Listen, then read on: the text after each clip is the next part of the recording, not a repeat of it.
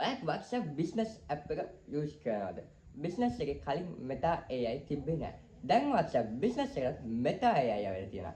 දැන් අපි මේ වීඩියෝ එකේ මේක ගැන කතා කරමු. එහෙනම් අපි යන් අද වීඩියෝ එකට. අත් WhatsApp business app එක use කරන ඔයා දන්නවා WhatsApp business එකේ Meta AI තිබෙන.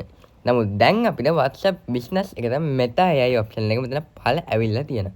ඔයාට WhatsApp business එකේ Meta AI ඇවිල්ලා නැත්නම් ඔයා දැන් Play Store එකෙන් හරි App Store එකෙන් හරි WhatsApp business app එක මුලින්ම අප්ඩේට් කරගන්න. මේකට අපි Meta AI තියෙනවා.